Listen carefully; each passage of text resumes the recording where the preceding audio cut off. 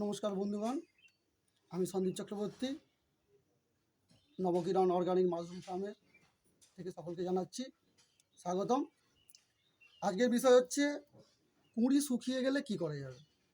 অনেকের বেডে, এই যে বেড আছে, এই যে দেখুন গরমে মাল হচ্ছে, এই কুঁড়ি অনেক সময় দেখা যায় শুকিয়ে যাচ্ছে। যেমন এই কুঁড়িটা শুকিয়ে গেছে, কয়েকটা কুঁড়ি ভালো হয়েছে, এই কুঁড়িটা শুকিয়ে গেছে। এই মুহূর্তে কি করা যাবে? এই মুহূর্তে যে পদ্ধতি যেটা আমি শিখেছি সেটাকে আমাদের কাছে শেয়ার করতে চাইছি। এই জিনিসটা করলে আপনাদের বেডে ভালো মাল হবে। আমি দেখাচ্ছি, এটা আমার নতুন গরমে মাল আরম্ভ হচ্ছে, একটা লট হয়ে গেছে, এই লটে নতুন বেরোচ্ছে কুড়ি, দেখতে পাবেন কুড়ি হয়ে মাশরুম আরম্ভ হয়ে গেছে। আমি ভেতরে গিয়ে আরও দেখাবো। তো এই কুড়িকে ঠিক করতে গেলে ধরুন আপনার ফার্মে রোদ পড়ছে না, টেম্পারেচার ঠিক রেখেছেন, হ্যাঁ, আর্দ্রতা ঠিক রেখেছেন, তবুও দেখা যায় কুঁড়ি শুকিয়ে যাচ্ছে। তখন কি করবেন?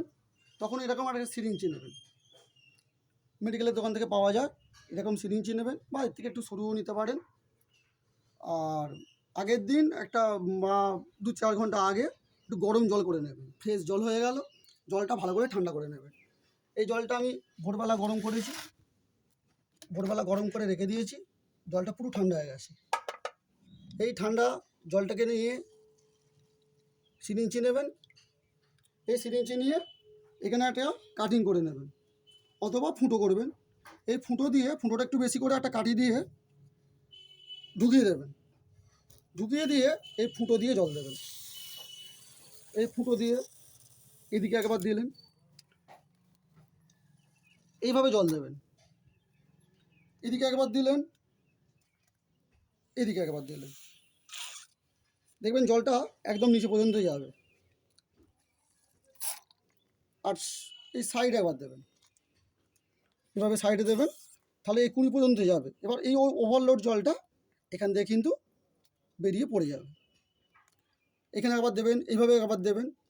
এইভাবে জলটা দিলে ভেতরের যে জলটা শুকিয়ে গেছে সেটা পূর্ণতা পাবে। তাহলে কি হবে, আপনার বেডটা আবার জ্যান্ত হয়ে যাবে। আপনার যে কুঁড়িগুলো আগের নষ্ট হয়ে গেছে সেগুলো বাদ দিন, কিন্তু নতুন যে কুঁড়ি বেরোবে, এই যেমন এই কুঁড়িটা শুকিয়ে গেছে জলের অভাবে, ভেতরে জল কম হয়ে গেছে, আপনাকে ফলো রাখতে হবে বেড। এই কুঁড়িগুলো ঠিক আছে, যখন আবার এখান থেকে কুঁড়ি বেরোবে, এই যে ইঞ্জেকশন পুশ করলাম, সিরিঞ্জ দিয়ে জল দিলাম, এই জলটা কিন্তু কাজ করবে। যখনই কাজ করবে ভেতরে গিয়ে, তখন কিন্তু আবার যে নতুন কুঁড়িগুলো বেরোবে এরকম শুকনো হবে না। যেমন এই কুঁড়িটা ভালো করে লক্ষ্য করুন, এই কুঁড়িটা কিন্তু শুকিয়ে গেছে, এটা হবে না। তো এই আমাদের ফার্ম, এটা হাওড়ায় অবস্থিত, হাওড়া পাঁচলা থানায় অবস্থিত।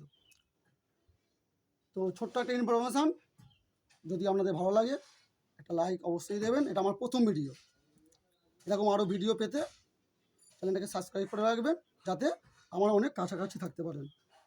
এরকম নানা রকম ভিডিও নিয়ে আসবো। ভালো থাকবেন, সুস্থ থাকবেন, ধন্যবাদ।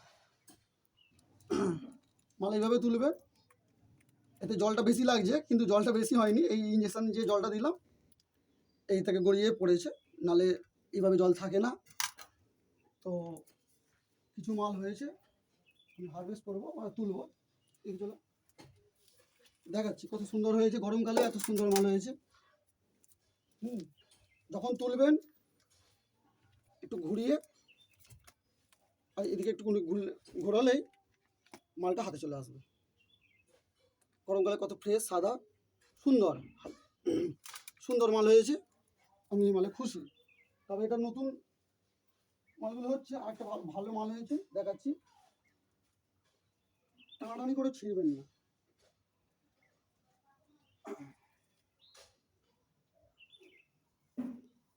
দেখুন